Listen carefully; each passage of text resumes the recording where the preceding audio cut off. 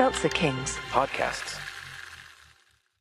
Want to shop Walmart Black Friday deals first? Walmart Plus members get early access to our hottest deals. Join now and get 50% off a 1-year annual membership. Shop Black Friday deals first with Walmart Plus. See terms at walmartplus.com. She's the key. You put that in my house. We knew the Slayer would protect. My memories. My mom's. We built them. Then unbuild them. This is my life. You're... You cannot abandon. I didn't ask for this. I don't even know. What is she? Human. Now human. And helpless. Please. She's an innocent in this. She needs you. She's not my sister. She doesn't know that.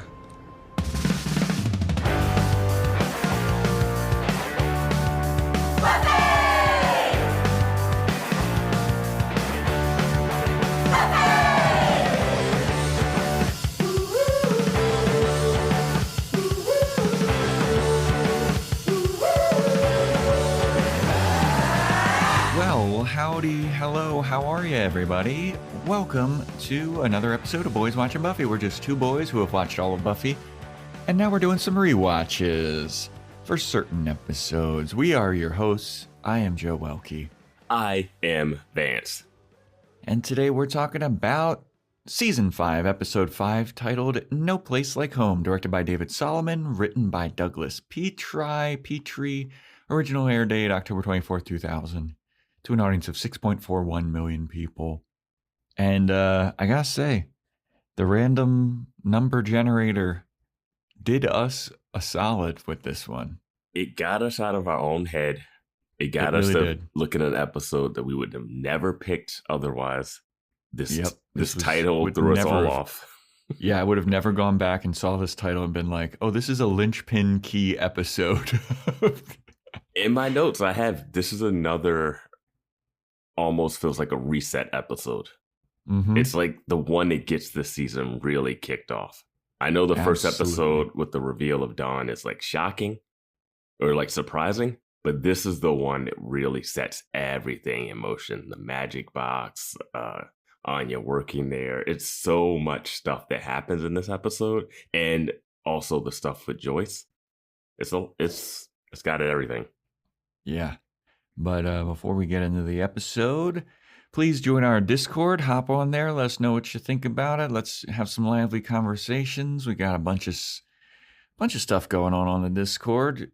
Join our Patreon, patreon.com/boyswatchingbuffy. We're doing Boys Watching Angel, which, what an episode of Angel this week. We got some stuff to talk about with that one. Yeah, what an episode of Angel this week. The episode is called Destiny, if you're listening out of order and trying to figure out which one we're talking about. Yeah, we just got to Destiny on Angel, and who buddy. We also do Boys Watching Movies. We just put out Jawbreaker, so that was a good time. And yeah, man. And yeah, if you want to, no shout outs today. No. And I think... honestly, I think this might be the end today. This was the end of Sloppy Joe. I think we're putting Sloppy Joe out to pasture because we're only going to do a couple more episodes before we hop into Firefly. Next week, we're going to drop a movie review that we had on Patreon. We're going to drop one of those for you. And then the week after, we've got something very special planned for you guys. Very special. It's been booked. It's in the calendar for a minute. So I'm really looking forward to that. Yeah, that should be fun. It's going to be a good one. And yeah, so without further ado, I'm going to crack open this watermelon bad boy because I'm feeling good about fucking No Place Like Home. Oh yeah, I got another one of those bent up cans that didn't do the clear opening. Dude, some of them did. Yeah, they did. Yeah. The lids got kind of dinged up. Yeah, that's probably the transport. Yeah. But I mean, this watermelon one's got a bunch of like black stuff all over it too. You see that at the bottom? I don't know what that is. I'm going with the Skittles C4, so I'm going to be wired. You're going to be on one today. But yeah, man, No Place Like Home. I really enjoyed the rewatch of this. Again, like I said, I never would have looked at this title and remembered exactly what it was. But going back to it, there were so many key moments. Introduction of Glory, who is one of my favorite big bads. Like, she's just so weird and entertaining at the same time. And it was like a cool, dude, I just love fucking Glory, man. She's awesome. She's like one of the perfect Buffyverse villains. Like her style, yes. Her jokiness, her quipping, her being powerful, being delightfully evil. Yeah. It fits. She fits perfectly in this world. And I remember last episode we were talking about how nobody has really replaced Cordelia in the show. I mean, maybe Glory a little bit, because she has a little bit of that Cordelia quality to her. Because I know that we talked about that when we were recording this season previously. Mm-hmm. But she has a little bit of that quality. She's super fashionable. She's like the MVP of Joe's Fashion Report / Corner. Yeah. And yeah, man, it was nice to see her in all of her glory, you know, but once again, because I forgot what a good time she was. And the intro, what I loved about this episode is the setting up of a bunch of mysteries. I feel like they set these mysteries up very well in this episode. Yes, you didn't feel as strongly in the previous podcast that we did of this episode. I believe it. Yeah. I 100% believe it. But that's the benefit of hindsight, baby. Mm-hmm. Going back, seeing all the stuff that was being set up, I was like, this is pretty great. Were you annoyed by Dawn in the first half of this episode? See, because I knew what Dawn was, I was less annoyed by Dawn. I mean, they're hamming up the annoying factor of Dawn. I think she plays it perfectly. She plays it perfectly. I feel like they purposely, you know, in this season specifically, made her way more annoying than she would grow to be later on.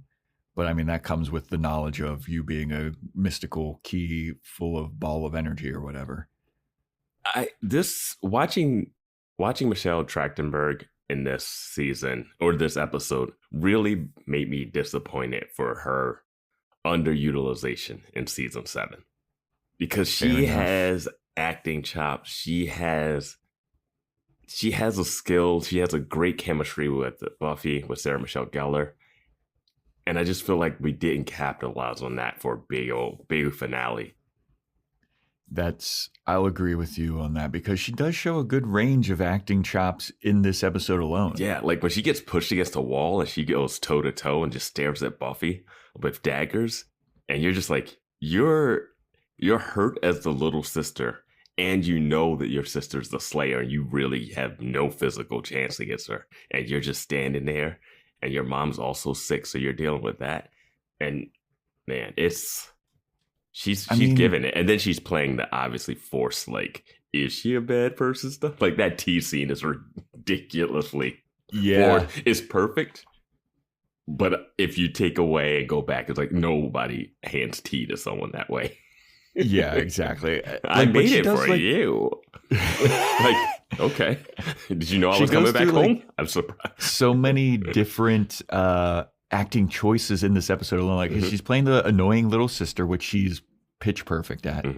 That scene that you're talking about, where she's like, I know that you're my sister, I know that you're the Slayer, but like, I don't care. Like, I'm still like, I'm not afraid of you, because like, I quote unquote grew up with you, and we have all these memories, which we'll talk about again. That moment when Buffy realizes is always great.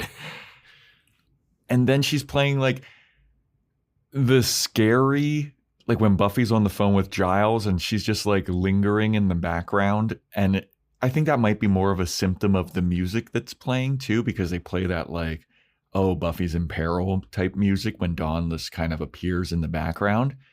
But she plays like the mysterious, like, uh-oh, is Buffy in danger type of thing. The tea scene, it's like, uh-oh, is Joyce in danger? But then to wrap it all up at the end of the episode, she's like the hurt little sister. Like her feelings were hurt and she's just sitting on the bed and Buffy comes in. She's like, I'm sorry. And she's like, yeah, fuck you, Buffy. You hurt me. You hurt my arm. Yeah. And it's like she went through such a range in this one episode that it's like, you're absolutely right that they could have utilized her better after the whole mystery of the key. You know that she can do a bunch of stuff. Let's have her do it. Like she can do silly, dumb, like I'm a kid sister. She can do like menacing. She can do emotionally hurt and damaged. Yeah, she's good in it. Like she has all the range that you need. And just pairing that with Buffy and then Sarah Michelle Gellar would just be, it's just exactly what you want. Yeah.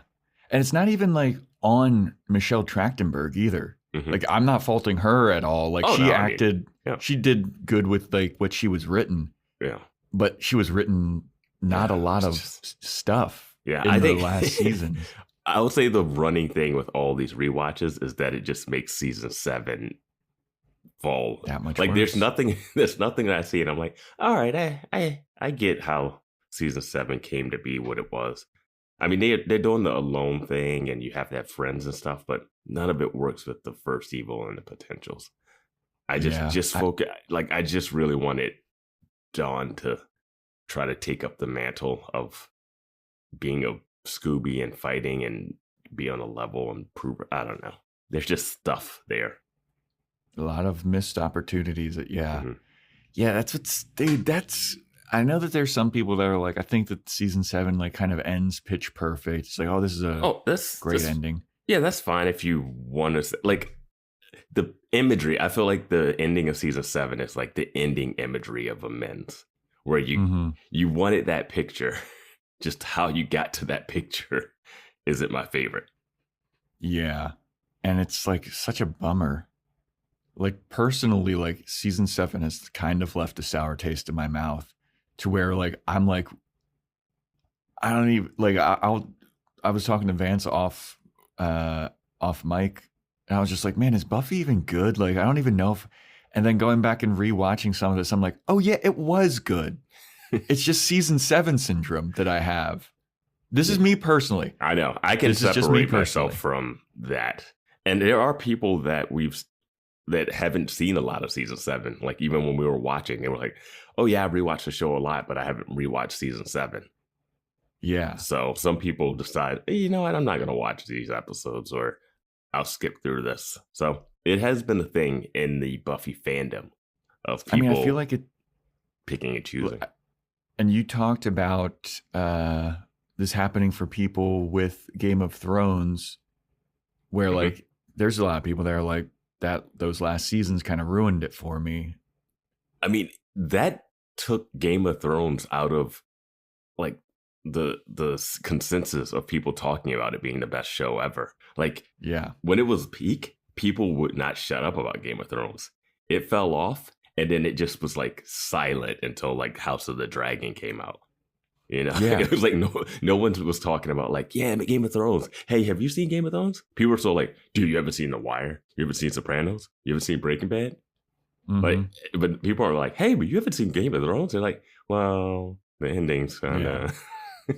And what's crazy is season 5, I don't even consider peak Buffy. Like, I think it's a pretty decent season.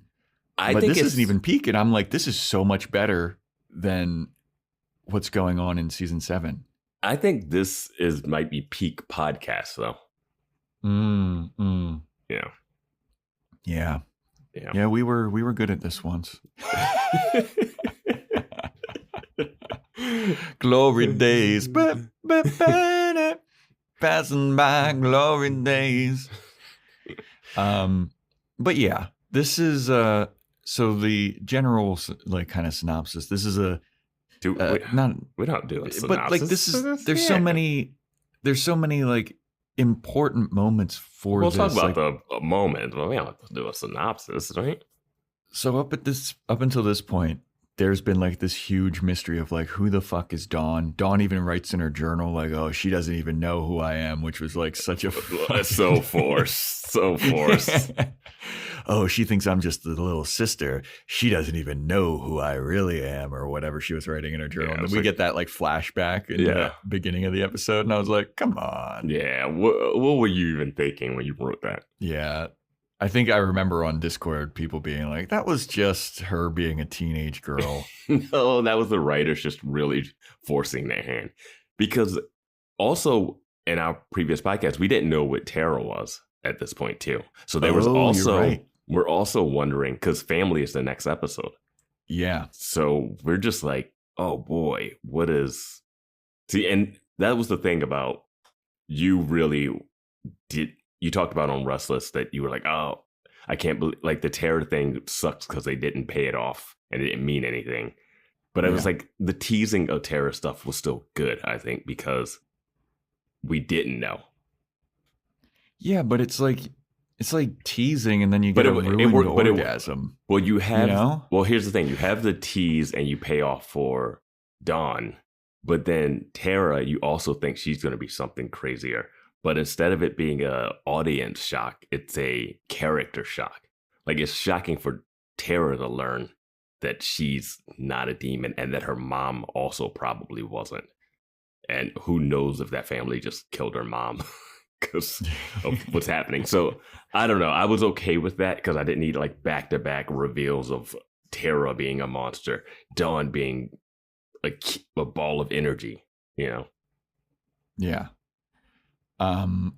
I also, watching the recap at the beginning of the episode, I forgot that at this point, I forgot that Riley had like a bunch of circuitry all through his veins. And he had just gotten that surgery done and Spike's trying to get his chip taken out in the last episode. That's so fucking nuts.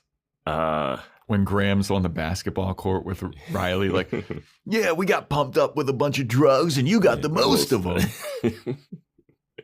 And like, so far, I know that Riley has his insecurity issues later on in this season, but like, are they kind of stoked on by Dawn, Buffy through Dawn? Because there's a scene in the magic box where Dawn is like, oh yeah, Buffy said that you're a weakling little kitten and she doesn't want you out in the field because you're so weak now. And Riley's like, I'm going to go fucking punch a punching bag. Is that still in the back there, Giles? Can we just do that?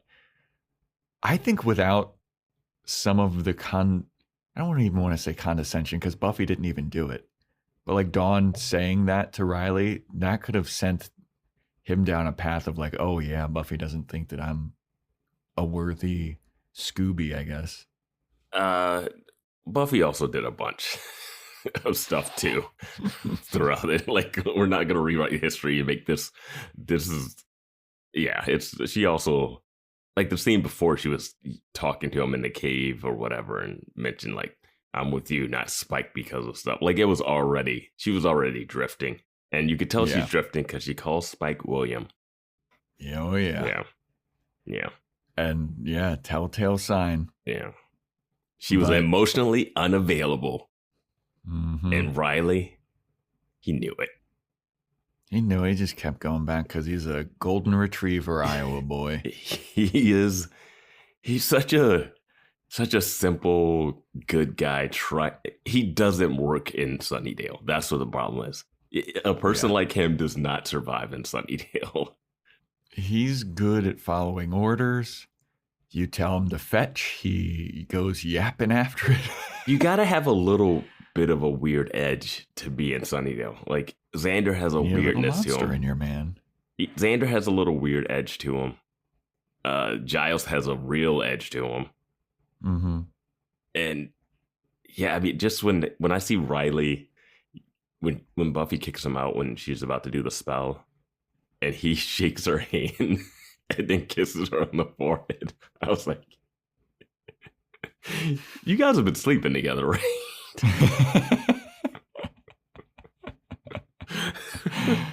He's just such a good old boy. Yeah. Yeah. He needs to have a little darkness. He doesn't need the level of darkness that Spike says Buffy wants. Yeah. Yeah. Because Spike's an unreliable narrator. Absolutely is. Yeah. But yeah, I found like myself feeling bad for Riley like throughout this entire episode. I was like, man, the series, we've always been. I know we have a Xander Defender shirt that you put up, but we're Riley defenders to a certain extent. Chemistry wise, absolutely does not work. On screen, they do not pop. They do not pop on screen. We'll admit that. If you don't like it for that, fine. I can understand being like, I don't even want her to be with them because the scenes are boring. That's fine. He's not a terrible person. I think when we relitigate it, his under the current misogyny, Vance, as opposed to the open misogyny of Spike. I'd rather have it out in the open than just like simmering under surface. Yeah.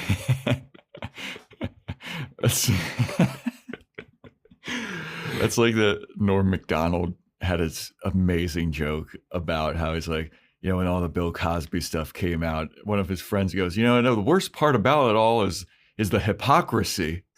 He's like, really? The hypocrisy. That's the worst part. Oh man. But yeah, I mean, and you even get that juxtaposition in this episode when, you know, Buffy comes outside and Spike has been, you know, standing there. We get the classic line. This episode, I would have never guessed. This episode, I will say, this line is a lot better for me second time around. Spike, what are you doing here? 5 words or less. Out for a walk. Bitch. It does the hang loose. Yeah, he does a look away hang loose, which is... I forgot about the hang loose. Yeah. Bitch. Man, we also get the best visual gag ever when they go into the magic box. And Giles is in his little wizard outfit. And it's just... Dude. The fact that they played that without any words was just delightful. It was... perfect. Yeah. It was just long enough. Mm-hmm. Buffy shows up, she walks in, she stops the top of the stairs. Cut to Giles looking shit-eating grin, just so happy, looking like so adorable. Mm-hmm. Cut back to Buffy, cut back to Giles just giving up. That's when Giles died and decided, you know what, I'm going to leave. I'm going to leave this girl when she needs me the most. When she needs me most. Yes. I'll remember this moment. Revenge is the dish best served cold. That's my headcanon. Yeah. The light inside Giles died in that moment. And the Watcher's heart shrank 10 times that day. But then it's also amazing when Willow shows up and she's like, Giles, where's your little hat and gown? Yeah. Riley's like, yeah, I'm super stoked to see that. And Giles is like, stupid. Don't ask about that. Don't worry about it. He's like sleeping in bed with the hat, crying. Yeah. Oh, man. He just goes to the bathroom. He does that like water splash on his face that's in every movie. You're a strong and powerful man, Giles. You are her watcher. She looks up to you. Oh, man. And then we get the magic box stuff that we can't fathom how this works. Oh my God, yes. I mean, even Giles says it in this episode where they're like, you know, he's a little bit sad that no one's come into the store at the beginning of the episode. He's like, there's nobody here yet. There's nothing really going on. This is kind of sad. I'm worried about it. And then I think Willow or somebody says like, well, there's a bunch of monsters and demons and shit. You think that there's going to be a lot of customers eventually. And Giles is like, yeah, that's what I'm hoping. Like, bro, you are Tony Stark. Mm-hmm. You are supplying the weapons to all of the villains. You're creating all of these villains. It's crazy. People are like, you're not even selling. I mean, we brought this up a bunch, but you're not even selling fake stuff. You're selling actual stuff that does actual magic.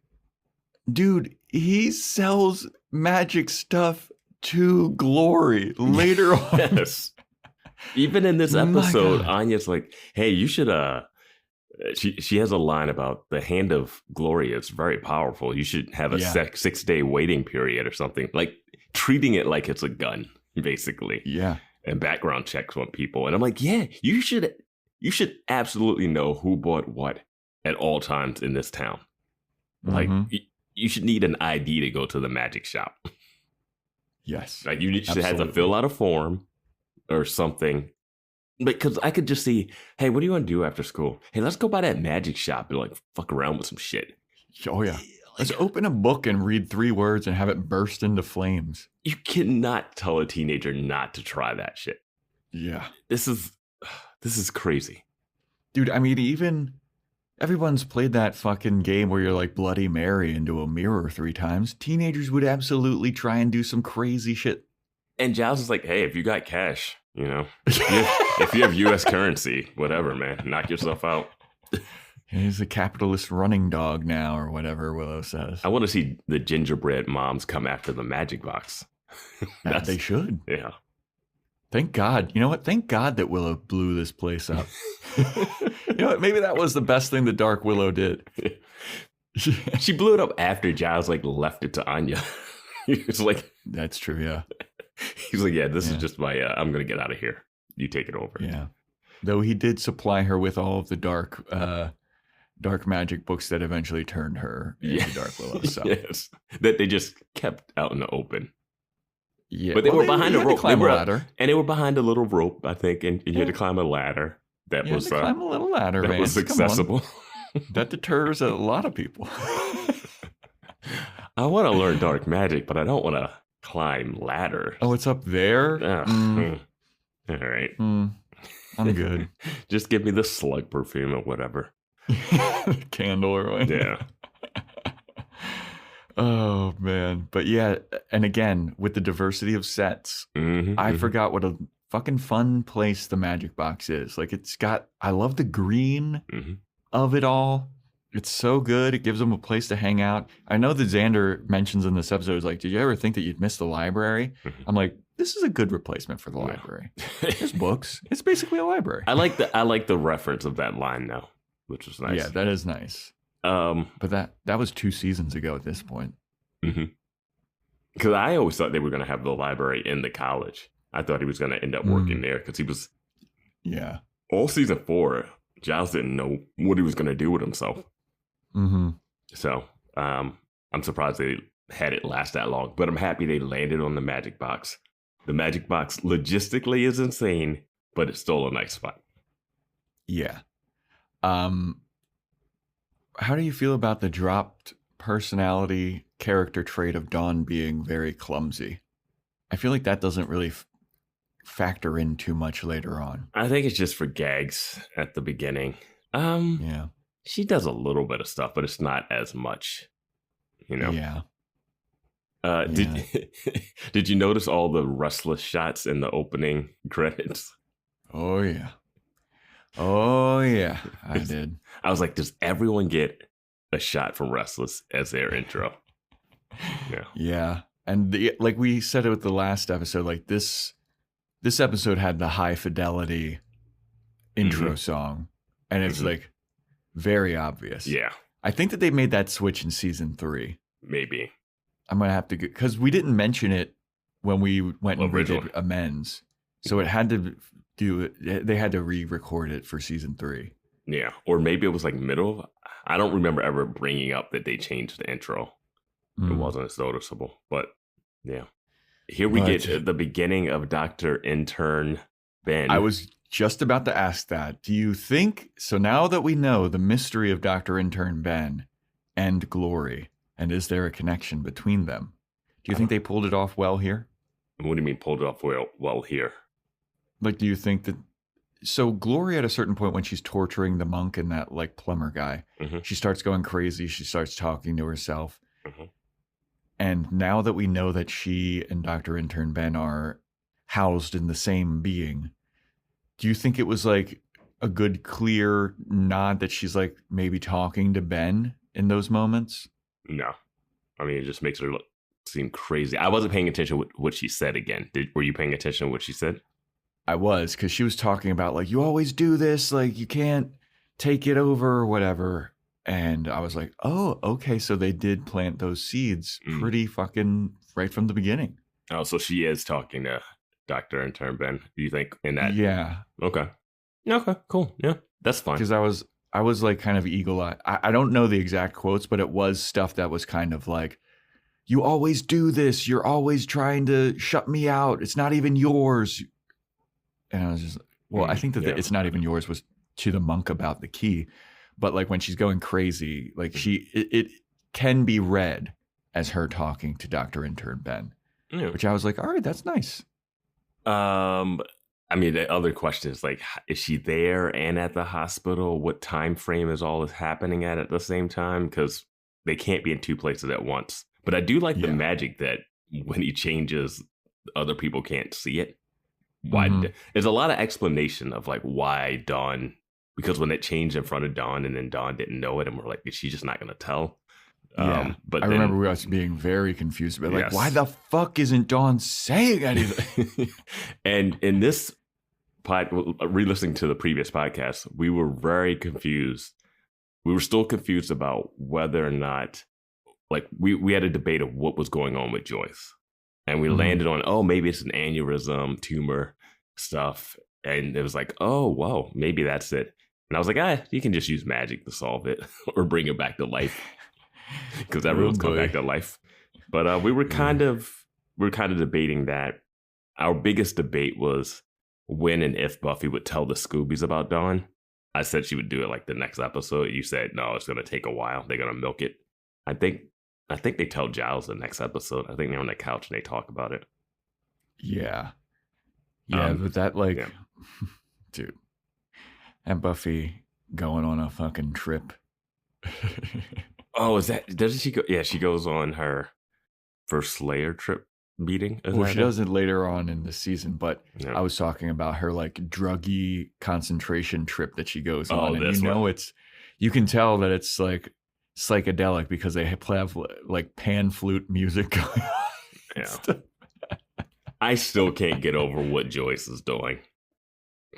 Dude. Oh man, I got like some head thing. Hey, the medicine's working. I'm gonna go out tonight.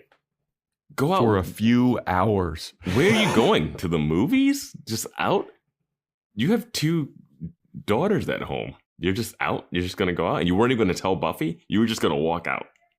You weren't even gonna tell Dawn you're out? That's Joyce. She's a strong, independent woman. And Buffy's like, oh yeah, Mom, just go outside. I'm sure it's safe. Like, have you been outside, Buffy? Yeah, and at this point, Joyce knows that Buffy's a Slayer. Yeah. It's nighttime. Her mom is like, I'm going out. Yeah. What? Oh, are you going to go on patrol, dear? It's like, you should be in the house. If I'm on patrol, if I'm not even on patrol, that's even worse. Right, dude? It is insane. She's like, I'm going to go out for a couple hours. Don't worry about me. What, Mom, you should. Nah, the medicine's working. I'll see you later. Yeah, I think it's like not only does she have to worry about fucking vampires running all over. There, vampires, I use that as an umbrella term for every manner of demon that's in this. But also now she has like an actual medical condition where she's like fainting and shit. Like, stay home, please. And then she comes in and is like, I started feeling bad again, so I had to cut my night short. What was Joyce's night out? I hope that's a comic. I hope there's a comic that's Joyce's night out. That's part of season 9. Yo, flashback to what Joyce... I'd read the one where she went on the date with that guy. Oh, yeah? Yeah, I'd read that one just to see what that would be like. Someone had to write the fan fiction of her on that date. Definitely. What was the guy's name? Ben? No, it's not Ben. Because Dr. Intern Ben. Yeah, they're definitely not going to throw 2 same name people. Yeah. But my God, if I remember that guy's name. Oh, yeah. But yeah, that's the episode when she comes home from it, and then the body. Yeah. I mean, they do a great job setting up because we did not know the body was coming. Yeah. That was just fucking... Like, I hadn't even heard about that episode. Like, I've heard... when we were first watching it, like, I knew that there was a musical episode. Mm-hmm. You knew that there was the Hush silent episode. I knew nothing about the body, and that hit you like a ton of fucking bricks, dude. Mm-hmm. Yeah. And the emotional impact really is felt when I go back and watch these episodes. Because I'm like, oh yeah. Because we talked a lot about, they should probably just like, Dawn's not real, right? We had a lot of that jokes. I felt so much more sympathy watching this episode for Buffy's plight. For Dawn? For Buffy's plight and for Buffy's plight. Yeah. Dude, I never lost sympathy for Buffy's plight. This world is insane. Yes, the men have screwed her over so bad. The monks really screwed her over. Sorry, I have some construction happening. If you can hear that in the background, I don't know if it's going to be there, but it's living in a big city. You know what I mean? That's life in the big city, baby. Life in the big city. People are like, yeah, that's why I don't live there. Yeah, I'll stay in Texas. Yeah, they're like, I'll do my podcast in silence. But yeah, like I know. I mean, I think in season 5 we definitely joked around about like, oh, and even in the finale, I'm sure we were talking about like, well, Buffy, you kind of do gotta let Dawn die to save the world and stuff. She is a key, but it cares, dude. She's fake. but I felt like, yeah, really can't. Because, well, I think, what really hit me this episode is the monk's acting performance at the end. I think he really gives it. I think he does a good job at that in that scene. I think his death is a little. The other stuff is good. I thought he just faded away fine. I mean, it's insane that Glory broke her heels, and then stepped, and then somehow destroyed one floor of the building. Yeah. And then just doesn't go after the guy that she needs to get the key. Like, the monk is the most important thing. Yeah. And I don't know why he's dead. Yeah, he was just alive in the chair, and then Buffy unshackles him, and he's like, "Yeah, I'm gonna die because Glory." Well, they did fall from like a 4-story drop. Yeah, well, we've seen people. Buffy took the brunt of it. Yeah, that's how physics work. Yeah. It's like that Austin Powers scene where he's falling from the top of the building. He just puts the woman underneath him. Which one is that? Spy Who Shagged Me, number 2. Because he keeps putting the woman in front of him. Like, he gets shot at, and then somebody has a machine gun, and he puts her in front of him again, and then he gets a bazookaed out the window with her, and then he puts her in front of him again to shield his landing. And he's like, why won't you die? It's insane that Beyonce is in the third one. Yeah, that's the less crazy. we speak of that one is the better. I feel like Beyonce fans are like, yeah, I don't. That doesn't exist for us. Yeah, that's not canon. that never happened. The Queen never did that. But yeah, the monk, the reveal. Like, I remember when Buffy found that out, how like Buffy's mind has to be melted when she hears that news, because she just did her little acid trip, sees that Dawn isn't real,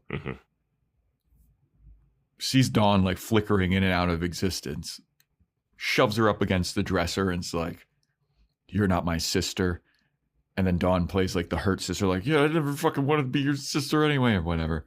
And Buffy's very suspicious of like, what Dawn is. She could be here to hurt her and her mom.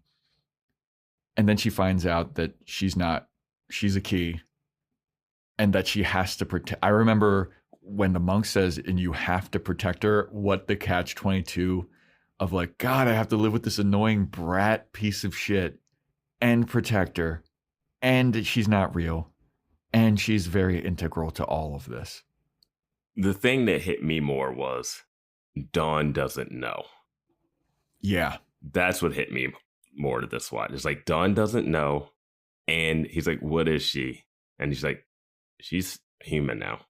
Like, that's it. Like, we did it. And it wasn't even that hard for us to do because we did it while we were not paying attention doing a spell while the door was being broken down. So it really wasn't even that hard for us to do all this. Yeah. Watching that opening scene, like, focus, we have to do this. And the one guy's looking back at the door, like half humming. And I was like, wait, come on. That should definitely mess up, right? Yeah. I mean, in Doctor Strange, spoilers for Doctor Strange. Like the Doctor Strange thing, it's like, you got to focus on these spells. Yeah. Like, you got to concentrate if you're doing like world reality altering spells. And they're like looking over their shoulders, dude. Yeah, they're like, oh my God, I'm no. It's like something should have came up. One guy yelling, concentrate. Was he exhibit? She should have her arm coming out of her head. She should look like deformed. It should be like, oh, we messed up. Maybe bad. Maybe that's why she's so annoying. They forgot that. No, they nailed it perfectly for these monks. They nailed an American teenage girl very well. Yeah, that bratty, like, annoying. Here's my real question now. It says 2 months earlier, right? Mm-hmm. Were they already in Sunnydale when they did this? Where's that door being knocked down? Because I remember originally watching it and thinking, oh, it's like somewhere else. Yeah, same. They don't say a location when they do the 2 months earlier. But Buffy walks through, when she goes into that warehouse, there's a big hole in that like wall. Mm-hmm. Which that's because that's later on. That's the second. That's when she comes after that one guy.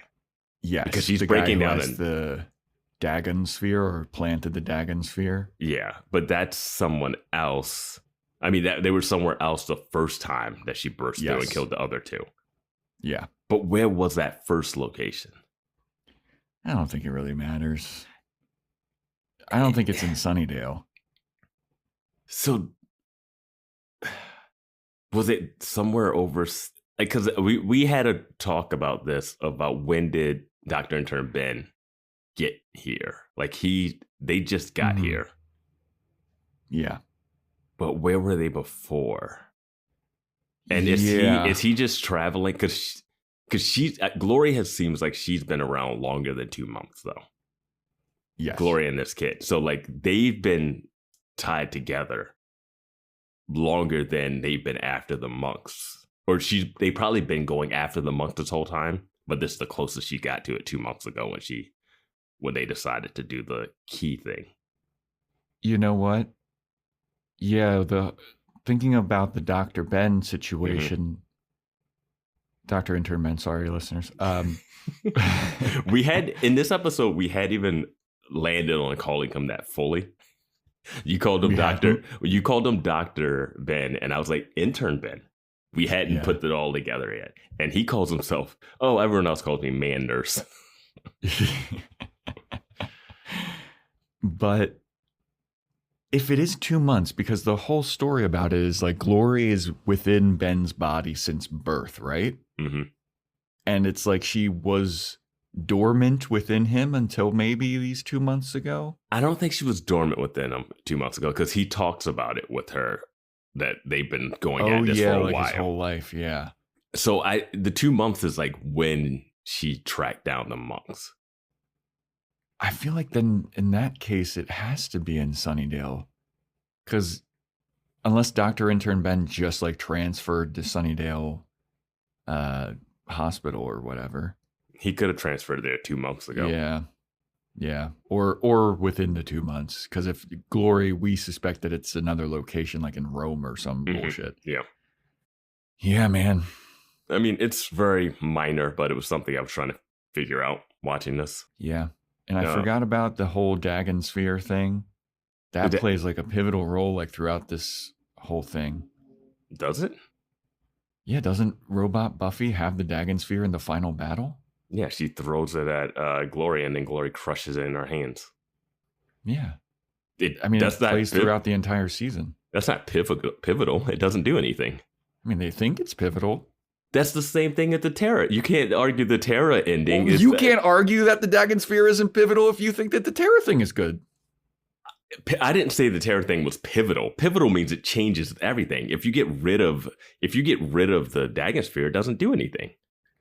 That's why I didn't like the Terra thing. Terra thing does stuff because she makes everyone go blind for magic because she's trying to hide a secret. It actually does change a bunch of shit and they almost get killed because they can't see Giles demons. Is on the phone with Buffy about the Dagon Sphere being like, this is the fucking protection from the beast and it's like the most important thing in the whole wide world. But it's not. Yeah, and it doesn't like do Terra anything. Like it doesn't. No, but I'm saying Terra thinking that she was something had a ripple effect that almost got them all killed. The Dagon Sphere, having it and not having it doesn't change anything. All right. I disagree. I don't know what does it change? What does having the Dagon Sphere change? I'm saying what makes it pivotal? What makes it pivotal is my question. It's the same as the Terra thing. If you like, because they no. It's Take pivotal. the Terra thing out of it. What makes it pivotal? I was arguing that it's not pivotal. Asking you if you think it's great that it was like pivotal. Wait, you said pivotal. I never said Terra was pivotal. I know I was being facetious. Okay, well, I love that I'm arguing your argument, but your argument wasn't the thing that you wanted to argue. Yes, I was trying to subvert the argument. I was trying to get you to say that it is pivotal or not pivotal. I'm lost in my own argument at this point. Yeah. I was likening it to the Terra thing because they're both not pivotal. Well, I never said the Terra thing was pivotal. So the argument, I never said the Terra thing was pivotal. I said the Terra thing is the same setup of something that then doesn't pay off at the end. But you like the Terra thing, but you don't like the Dagon Sphere thing. I think the Terra thing affects stuff. The Dagon Sphere affects nothing. The Terra thing affects Terra hides the dust and she doesn't help Willow with the thing because she thinks she doesn't want Willow to find out that she's magic. She also then blinds all the Scoobies so they can't see demons because she's afraid that they're going to find out about her. It affects everything. The Dagon Sphere doesn't change anything. The only thing the Dagon Sphere does is they go, oh, this is a magical ball. And it doesn't affect magical ball of all time. It doesn't affect the orb of Thessala is more important. That's that thing does something, but this ball, Glory gets it and goes and then crushes it and it's over. The Buffy bot's more important. That's all I'm saying. I'm saying the Buffy bot would be so important. Robots in this world, man, just insane. But robots are crazy. Yeah, but I just don't think this orb is the biggest mislead. It's not. It's just a MacGuffin. All right.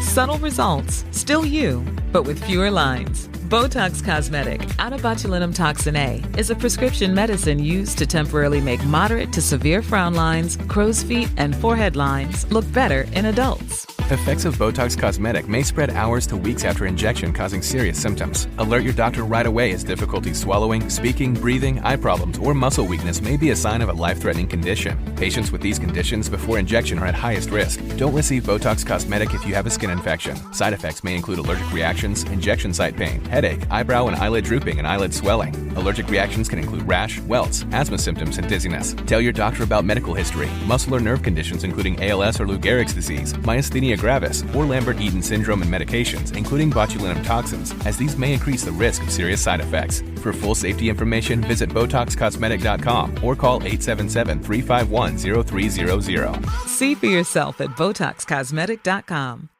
This episode is brought to you by Allstate.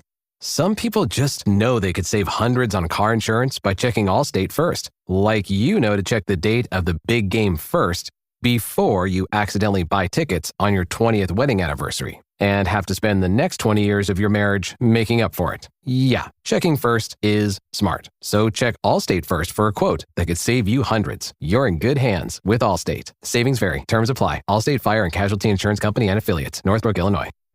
I loved seeing Buffy get fucking just wrecked by Glory. Always fun. Anytime someone gets punched across the room, it's great. I feel like it was different. This is the first time I feel like we remember seeing Buffy just like go flying. Like she's been flown across the room in fights before, but I feel like it wasn't anything like this. And Glory's line about like, oh, looks like I just realized something. You have superpowers. Do you fly? Like, dude, Glory's so good in this episode. The only part I'll push back on is when she starts getting punched and she's like, hey, you can't do that.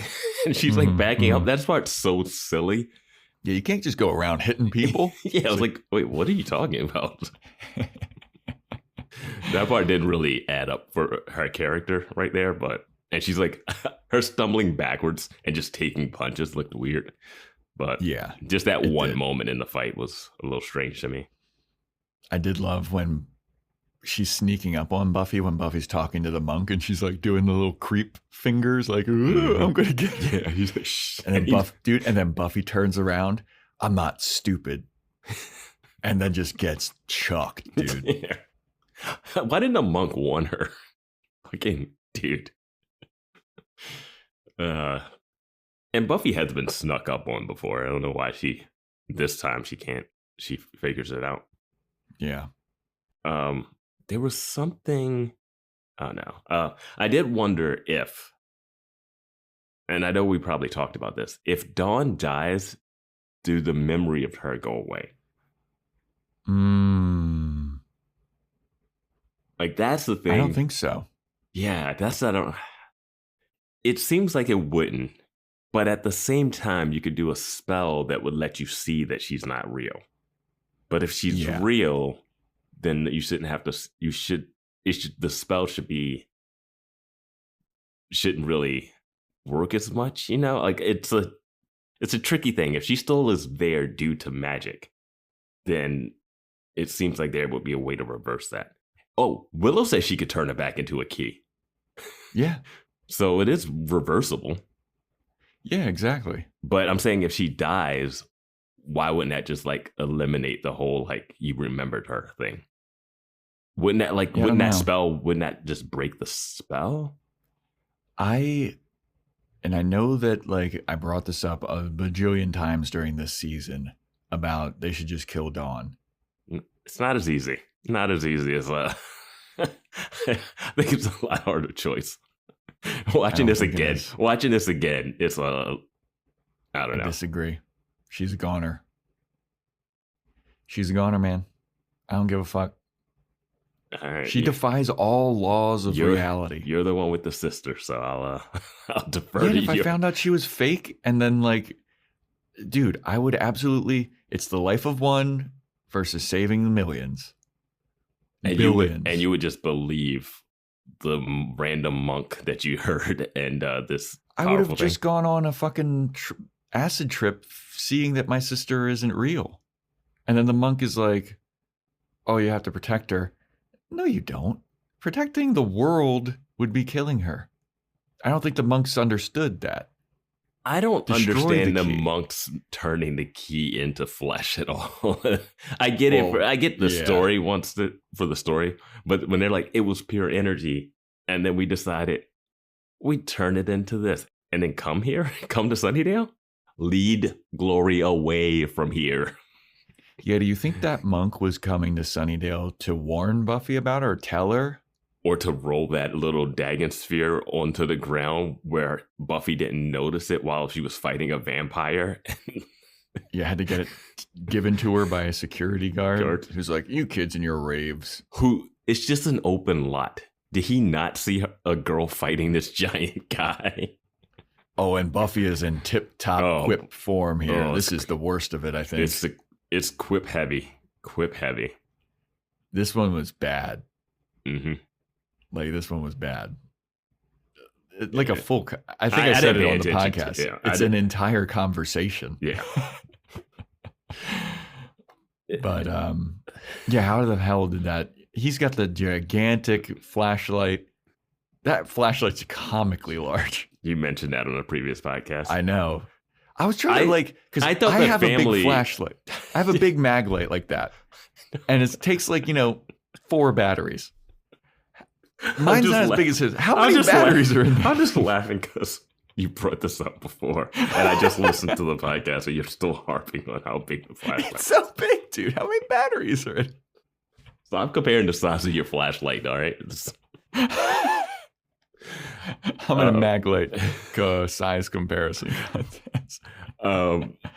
It's crazy when the guy's in the like going crazy later, and he's like, "It's going after your family, your family." It's like that's on the nose. That's a lot. Well, I mean the previous episodes, they come up to Dawn and they grab her and they say, "You don't belong here." Yes, because they can see through the magic, but they can't see through the magic aura that's surrounding Buffy. Fair enough. Like it's one of those things that's supposed to make us think at this point that they're going after the mom, because they're going for Joyce. I understand why it's there, but from what we learn later, it's no way that this guy would say this about Dawn to Buffy, because that's what they're always talking about. So it's one of those, when you know what it is, it's a little bit of a forced misleading. You're like, I guess we gotta let it slide. Yeah. And we don't know what Glory was doing when she stuck her hands in that guy's brain, because I was very confused the first time I saw that weird special effect. Keeps her sane. She gotta eat. And that guy they just let die in the woods. And Riley brings in his CSI team. I'm telling you, that should have been the spinoff. It would have been pretty good. Yeah. Riley Finn, paranormal investigator. Yeah. Yeah, because they're just like, okay, dead person. Should we call someone? Nah. Should we call the next of kin? He had a family. We actually saw the family later. Nope. Nah, he's just missing for forever. That Queller Demon episode. God. There's some episodes of this show. There are some episodes. Oh, man. When I think of the Queller Demon, I think of early 30 Rock when Tracy Jordan is off of his drugs and he keeps imagining that little squiggly character that's being played by Rachel Dratch. It's like in a purple face. And that's what I keep picturing the Queller Demon's face to look like. Dude, Rachel Dratch is such an underrated comedy actress. She's so fucking good. Also in King of Queens. My eyes are getting weary. Back is getting tight. I'm sitting here in traffic on the Queensboro Bridge tonight. But I don't care, 'cause all I want to do is cash my check and drive right home to you. 'Cause baby, all my life I will be driving home to you. I'm sorry. You knew what you were doing. I'm sorry, listeners. You knew what you were doing. It was not. I didn't want you to do it. I saw a Reddit thread where someone was like, I don't like that theme song. Are you kidding me? No. That stunned me. I lost myself for a second. Did Glory stick her fingers in my head for me? Because I just lost myself. Yeah. Not everybody likes everything. Oh, geez, Louise. You know what you mentioned on the previous podcast of this? Is that this was when you did your 18-minute long Joe's Fashion Report / Corner on the Met Gala. Oh my God. That's what you had plugged on that episode. So if you're on Patreon and you haven't gone back to the Joe's Fashion Report / Corner, there's I think I want to say 2023.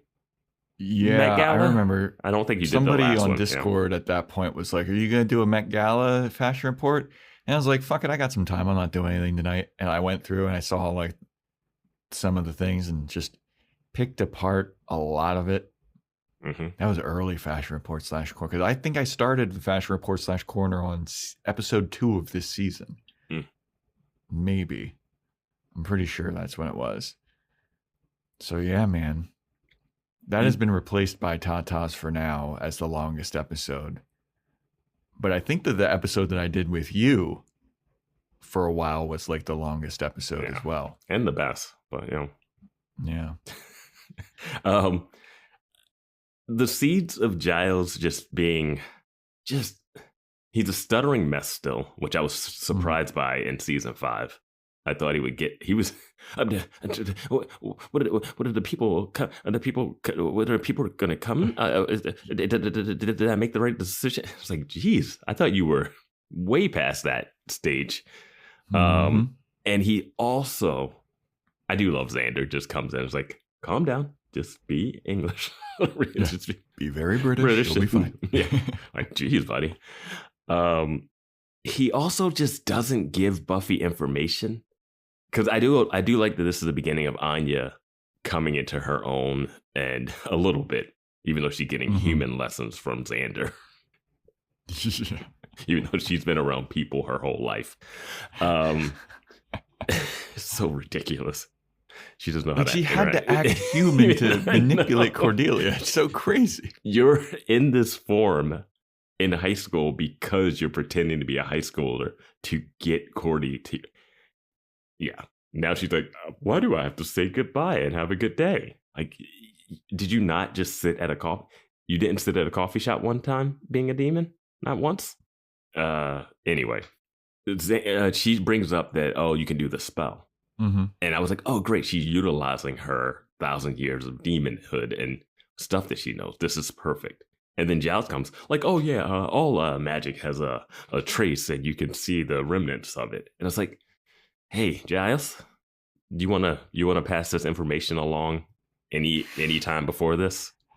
Just, were you gonna say anything if Anya didn't bring it up?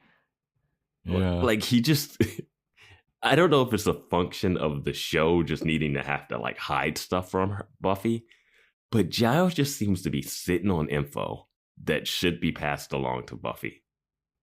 Yeah. Because, like we said, Dracula was 4 episodes before this? Yep. And he still hasn't said, hey, there's a spell that you can do to see the first Slayer. What are you doing, guy? Why are you gatekeeping? He's gatekeeping. He really was. Yeah. Absolutely was. Oh, man. And you know what I was thinking about throughout this episode, too? Is Buffy's getting tossed around this building, shattering walls, fighting a hell god, dealing with a fake sister that's just been implanted in her and everyone she knows memories. And the Guardians are just sitting back on their couch, not doing anything. They're like, is this the time we should give her that weapon that we've made for her? Nah, this is easy. This is easy. This is light work for Buffy. Yeah, let's wait till... There's a goddess of a hell dimension just breaking her back over and over and over again. That's light work for Buffy. Yeah. Let's wait until a priest shows up. Yeah. They're like, Double Meat Palace, we almost gave it to her because we were like, that is something no one should go through. But then we were like, okay, let's wait for the priest. The first evil showed up in season 3 and they didn't give her the axe. No one even thinks about the first evil after that. That's the... Nope. No one's like, did the first evil just show up and disappear? That seems like the first evil, right? That seems like something evil would do. Yeah, evil would show up and be like, I'll be back. They would treat vampires like that. Like, hey, have you guys seen Angel in a while? Is he Angelus or Angel? They're like, I don't know. Hey, has anyone seen Spike in a while? No. All right. Anybody turn on the TV, see what's going on in LA, see if there's anything crazy going on? Nah. Just... Nah. They're Under the Dome, the show that I'm telling you everyone should watch. Everyone should just watch Under the Dome. It's the most ridiculous show ever. Yeah. I did have to look up the hand over fist thing that Buffy brings up about making money. I remember looking up I think it's the origin of that. And I don't remember what it is because Buffy is very... I love dude, I knew exactly what was going to happen. Her like, what? I knew when she said it that she was just... It was like classic because they've done that a bunch of times where they'll say a phrase and they're like, what does this phrase mean? Such a writery thing to do. But hand over fist is a nautical term. It's like climbing rope, like this thing, like going hand over fist. So it's like you're just making money, just like pulling a rope down or something. It's that's where it comes from. That's the origin of it. All right. Yeah. Hey, it's just one of those things that you accept. Yep. Like Dawn is real. Like Dawn is real. All those memories. Yep. Yeah. Dude, this is the monks are so crazy, dude. I think just from the stuff that we've seen since this episode, it really just heightens the whole mind fuckery. Absolutely. And that's why it hits even harder. Yeah. Never once believe my reality ever.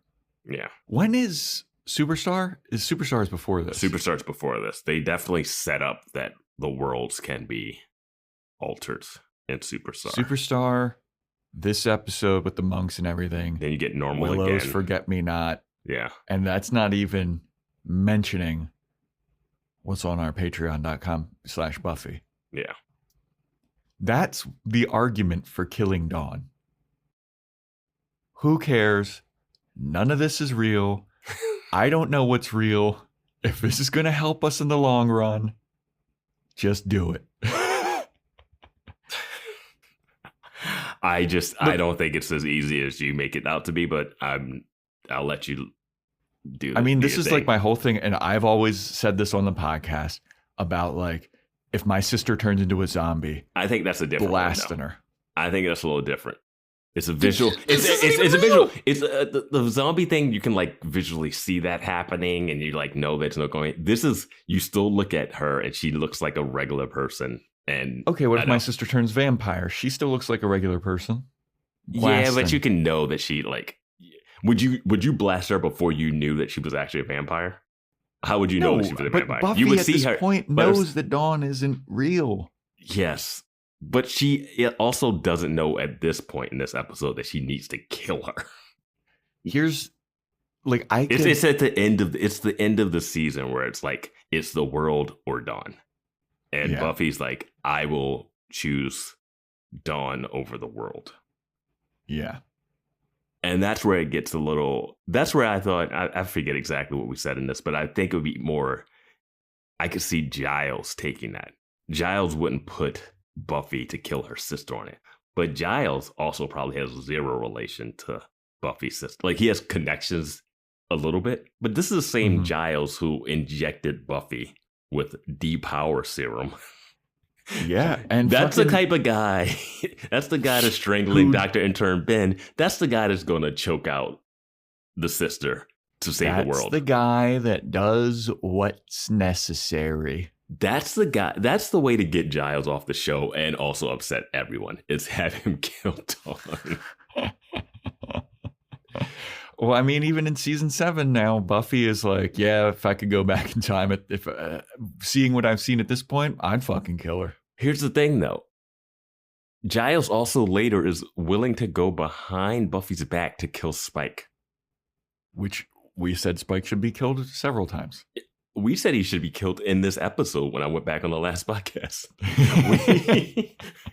We love Spike, but we said when she walked out and she saw Spike there and she was worried about her sister, we were like, get rid of one of the threats. Yep. You have too much stuff on your plate. Just kill Spike and then you can worry about your sister and your mom. And this is also when we saw the recap, when Spike kisses Buffy and he's like, I love you so much. I remember railing against his wake up noise about how much I hated that. Still do, by the way. But yeah, I don't care if he's got Chip. He's gone. Well, is this before? He's got a Chip. This is after the shotgun thing, isn't it? Yes, because the shotgun thing was when Joyce passes out. I think it might be hospital, right? No, the shotgun thing's later. The shotgun thing is after he's telling about killing a bunch of Slayers. Yeah, you're right. Because they go back to the hospital. Because this one, they've come from the hospital the first time. The next time is the hospital when they find the tumor and then you have to do surgery or something. And she's talking weird. And stuff. But what? Yeah, I don't remember exactly what happened before this. But yeah, this is not after the shotgun thing. The shotgun thing was wild too. Oh yeah. He's like, you know what? I'll show the bitch. Shotgun time. Oh, she's sad.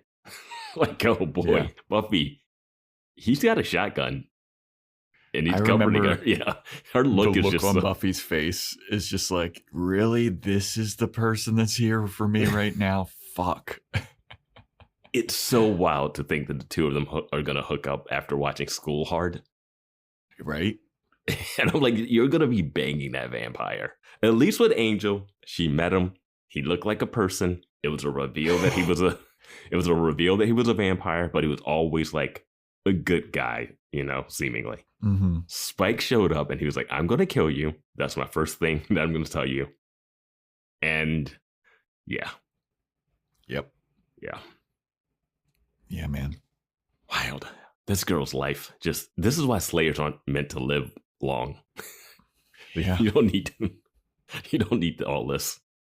Oh, and I was thinking about the beginning, like the whole chosen one, and it can only be one Giles, like the Giles thing. It's just, every time I think about that, it's like knowing how the series ends and this whole like thing about Buffy having to be the one and carry this burden. Mm-hmm. But then at the end, it's like, nah, you don't really have to. And they could have separated. I don't know. We'll talk more about this whole there being two Slayers thing in this this Angel episode that's coming up too. Yeah. There's a lot. I will say this series is ripe for talking about. It's perfect for talking about stuff that it's just in a circle. Like, you'll never be able to settle on stuff because it's so much lore and mystery, and you can just headcanon certain things. You can say that didn't really count. Yeah. It's ripe for discussion. It is very ripe for discussion, which makes this such a fascinating and amazing podcast. Give it a 5-star rating and review on Apple Podcasts. 5-star rating. Tell all your Buffy friends about it. You retired Sloppy Joe. What are they going to hear if they leave a 5-star review? Who knows? Probably just regular Joe. Ugh. Yeah, regular Joe sucks. Ugh, I can't. That's canonical. Yeah. That's canon. That's as real as Xander fucking good. Yeah, I don't know if I like Sloppy Joe or regular Joe. I gotta find the Joe that I like. I'm gonna figure out which one of them. I am, but yeah, by the end of this episode, I was like, you know what? The Knights of Byzantium, they were onto something. I'm Team Knights of Byzantium. Well, that's the thing. Buffy didn't need to kill all those dudes. Yeah. She murdered those guys. I know that we. Here's the thing I'll say about that. I understand Buffy's hesitation slightly to kill her sister, but she's very defending of Spike to a point that is absurd. Like, Spike is a vampire that I've seen kill multiple people, and she won't kill him because she slept with him and she thinks he might be important. Yeah, but. Which I guess she's, oh man, whatever. So I understand the emotional thing that Buffy can't do that. But it's tough when Buffy has to fight all these people and stop them from getting the sister away. I get it for the story. It's tricky. I mean, we debated it season 5. Just one of those things. I'm happy when she's no longer the key, and I just wish they would have done more with her just as a person. In season 6. I don't know if I ever asked you this. Probably did in like the season 5 recap, but I'm going to ask it again because I don't remember. If you were given all of these fake memories and you knew that this wasn't real and that killing Dawn would save the world, I think like, I don't know, like the Buffy, when the monk says that that Dawn is human, the key is human now, and Buffy doesn't kill humans, which debatable. Oh yeah, and I forgot. Like, she literally can't even do it. It's a part of her credo. Where she can't kill humans. She's like, tell me she's a demon or or like a light, and I will snuff it out. Just give me the green light. That guy could have said anything, and she would have been like, "Cool." Yep. But she has no problem, killing, Knights of Byzantium because they were threatening Dawn, which was the argument why she felt it was like self-defense. You're protecting your family situation. She kills Caleb, which debatable. Was he human? Is that her killing a human? Who knows? But he was threatening the world. At that point in the series, they didn't even care anymore. Yeah. But like, the argument of like Buffy wouldn't kill Dawn because Dawn's human now, and she doesn't kill humans is out the window because she kills a bunch of Knights of Byzantium. Like at this point, obviously Caleb isn't in the picture, but she kills a bunch of she's self-defense for Dawn, who's her family, but killing Dawn is self-defense for the entire world. And she knows that the memories aren't real. I know that she feels that they're real and she has some kind of empathy for Dawn, but you know that they're not real. I think it's easier if you know that the memories will go away if you kill her. I think if you know that's going to happen, but like a character that we're seeing in the Angel series, he knows something that happened wasn't real and he still needed to leave. That was hard enough for him and it wasn't real. But yeah, that's the thing. If you can do that and it goes away. But I think the trickier thing that makes it harder later is that she loses Joyce. Mm-hmm. So now she doesn't have any family. It's like her only family. Yeah. They play the emotional cards right. They do what they need to do emotionally to put you in a position. I think that's what they want. They want you to be like, she needs to go. Is she going to do it? And then you can like take the sides on it. Like obviously the simple, logical, factual, take all emotion out of it is just like kill Dawn. This person can't get the key. That's fine. The thing with that is you still have to find a way to beat Glory afterwards. Yeah. Like killing Dawn doesn't instantly make Glory go away. Yeah. Like if Glory was smart, I know she's in pain and it sucks, but if she wasn't, she could just run this world, man. Just take over this earth. She's trying to get back home. Yeah. But if she wasn't, just have Dr. Turnben go to work out during the day and at night you just go crazy. Live a vampire lifestyle. She hates living in the body, though. I know. Except that she hates. Yeah. She like mentions all these like terrible things about being human, but she's got superpowers. But she also is like, oh no, I broke my heels. I'm like, did you have those in your other dimension? Like, why are you so obsessed with human clothing? Yeah. Like, it's just that one of the things. Yeah, she should be in sweats. Those juicy sweatpants. Yeah. Juicy, glittery ass. Yeah. Yeah, man. But a fun rewatch, I gotta say. Yeah, very fun. This is a big one. This kicks off season 5, really. Like, yeah, the previous episodes are a little setup-y, but this one really gets the ball rolling. Yeah. And it's good stuff, man. Good stuff indeed. You got anything else to say about No Place Like Home, Vance? How many episodes have we rewatched that Riley's been in? 2? Has he been in? What did we do? He's not in Amends. He's not in Amends. He's not in School Hard. He's in Restless. Yeah. Yeah. Restless is the best Riley episode. Absolutely it is. I like the one when he comes back. That's what I was going to say. I was like, the one where he comes back, he's married. That's a pretty good one. Yeah. But I think he's more fun in Restless. Mm-hmm. But I'm happy for his coda, his epilogue of.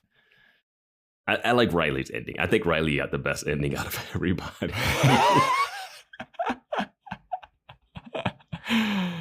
Yeah. Yeah, Xander's. And good for him. Yeah, Xander's not a good ending, and lost Anya, not a good ending. Yep. Dawn didn't really have anything. Dawn just was like, hey, Buffy's alive. Cool. Willow gets white hair. She's off with Kennedy. Yeah, Willow ends up with a girl. Faith's out there. Faith's got Robin Wood. Yeah, so she's got a guy. Giles has a bunch of other girls he can stalk and withhold information from. Yeah, I'm certain that this happens, but like listeners that have read the comics and know a bit more about the comics, after season 7 of Buffy, is Kennedy still like around? Is she playing a part in seasons 8, 9, 10, 11, 12 or whatever? What are Vi and Rona up to? Because last we saw them, they were just Vi was just slapping the shit out of Rona. And they were like, that went on for centuries. You're not going out on me, soldier. This is nothing. Maggot. What are you? The mission's boyfriend? God. Yeah, where's Graham? Graham is so good. I was happy to just see that little sliver of Graham. Yeah. Oh yeah, man. The initiative days. Gosh, man. Good stuff. This show is in our brain now. Yep. I'll reference it every once in a while. Yep. But yeah, that's a wrap, everybody. That's a wrap for No Place Like Home. Like I said, we're going to drop a little special episode of the Boys Watching Movie Podcast next week, and then a very, very, very special episode the next week. It better fucking work out, otherwise I'm going to look like such a piece of shit for teasing this episode. It's one of those things where I want it to not work out to screw you over, but that is also hindering something that I'm a part of. Yeah, it would make me look like a complete ass for teasing this so much, but it's scheduled, it's booked, this fun thing that we're doing. And if it doesn't work out, you're I'm gonna be such pissed. a slave to the calendar. Well, it's scheduled, so it has to happen. Has to happen. If it doesn't, disappointment for me, for you, for the listeners. But be on the lookout for that in a couple of weeks. And yeah, join the Discord, patreon.com/boyswatchingbuffy, Instagram @boyswatchingbuffy, boyswatchingbuffy@gmail.com, Amazon wishlist. We got merch. And yeah, stay tuned next time from when we drop that special Boys Watching Movie episode.